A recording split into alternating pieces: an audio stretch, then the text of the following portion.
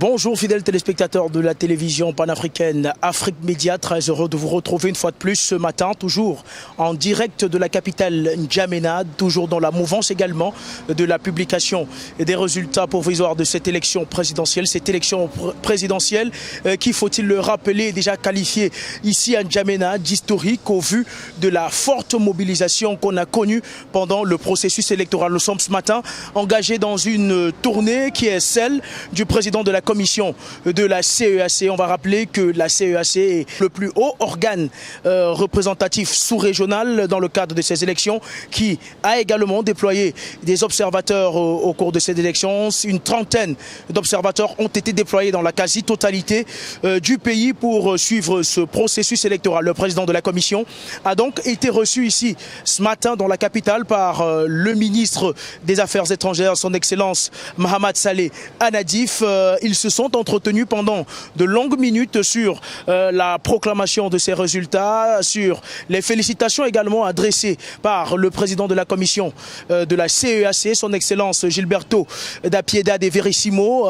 Il a félicité son Excellence le ministre des Affaires étrangères, son Excellence Saleh Anadif. Il a également salué la résilience du peuple tchadien qui a accepté de participer massivement à cette élection présidentielle également dans le calme. Le président de la commission de la CEAC va poursuivre cette mini-tournée engagée dans la capitale tchadienne tout à l'heure du côté de l'Ange, l'Agence nationale de gestion des élections, où il sera également reçu par le président de cet organe-là. Il aura également d'autres mots très certainement à lui adresser également, toujours en direct de la capitale tchadienne, pour vous faire vivre de bout en bout ce processus électoral de l'élection présidentielle 2024. Vous savez, on a eu ici 30 observateurs qui ont fait son travail au nord, au sud du pays et particulièrement à N'Djamena.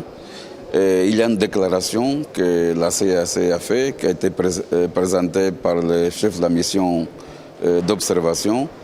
Et donc, on a remercié le gouvernement de Tchad pour l'appui que le gouvernement a donné à l'équipe d'observation. On a aussi réitéré ce qu'on a dit dans le communiqué. Donc, pour nous, les élections sont bien passées de façon apaisée. Et le chemin, c'est celle que le Tchad a déjà décidé d'entreprendre, un chemin de paix, d'apaisement pour faire le pays réussir.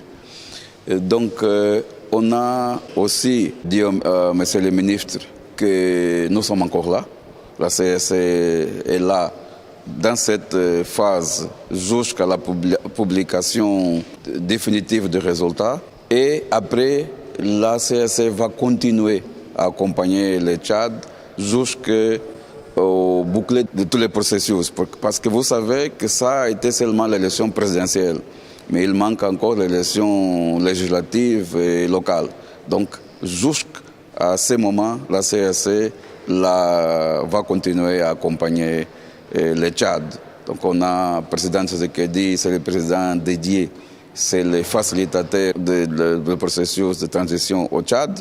Et il va continuer à nous guider, à moi-même, à mon collègue, le ministre Didier, qui n'est pas là aujourd'hui, mais nous sommes ensemble tout le temps, et jusqu'à que le Tchad regagne l'ordre constitutionnel. Et M. le ministre nous a informé des recours qui ont été déposés à la Cour constitutionnelle, et il nous a dit que le gouvernement va attendre, parce que ce n'est pas le gouvernement qui doit prendre une décision par rapport à ça, c'est la Cour constitutionnelle, et le gouvernement va suivre ce que la Cour constitutionnelle va décider par rapport aux recours qui ont été déposés.